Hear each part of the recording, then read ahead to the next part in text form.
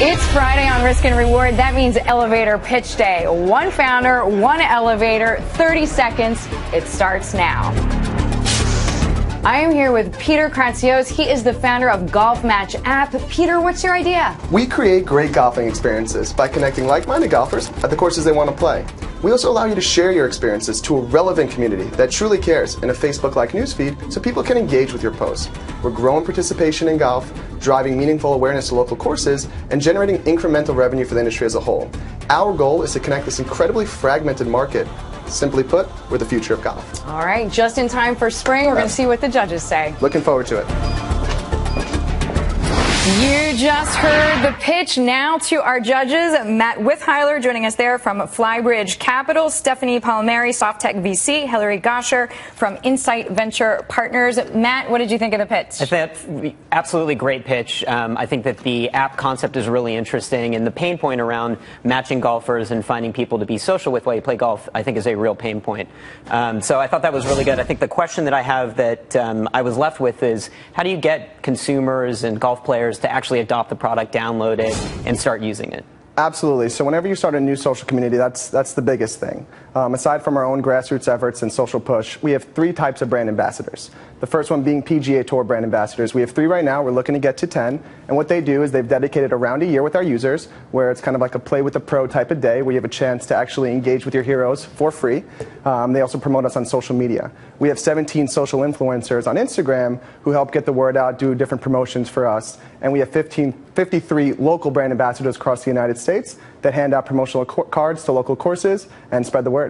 So, Stephanie, I know you are a golfer, so what do you think? So I like it. Golf is like an inherently social sport, and it is hard to find people to play with.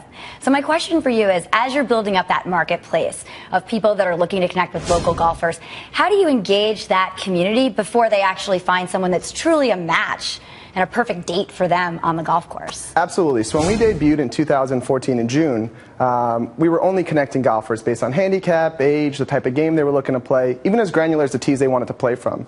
And what we saw is that was an issue. We weren't able to engage people who weren't living right next to each other.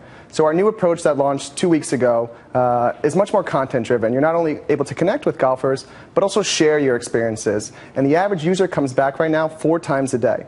So that is how we're going to engage people, get their foot in the door, and then connect them for great golfing experiences. So, Hilary, it sounds like building really a social media presence online and a social network online for golfers. What's your take?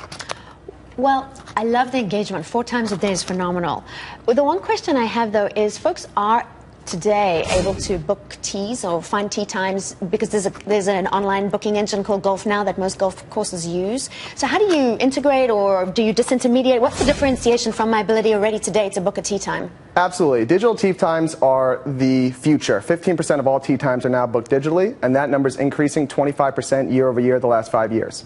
However, they aggregate tee times, we aggregate golfers. And the biggest difference between the two of us is that digital tee time aggregators have static tee times available. So for example, an 8:02 a.m. tee time and an 8:12 may not seem like a big difference, but what if that 8:02 tee time was exactly the type of golfers you want to get paired up with, and the 8:12 were people who would make it the longest 5 hours of your week? What we're doing is bringing transparency to the tee time system so you can find great players to get out there with at the courses you want to play, and then book the tee time. So, Matt, go ahead. We're talking to the largest tee time aggregators in the industry right now, and we'll have an integration done in the next month to allow our users to book tee times digitally. That's great. So, Matt, as far as what you've heard or what you haven't heard, would you introduce Peter to your investing partners, yes or no, and why? I think I would, and I think the reason that I would is initially when I heard the idea, I worried that maybe it was a little niche-y and that it would be hard to build a really big business here. But when you look at the success that Strava's had in the mobile bike community space and the ability to monetize people in the bike community, I think it's a big opportunity to do something similar in the golf space. So I would, but I would really push you hard on how you think about monetization. Stephanie?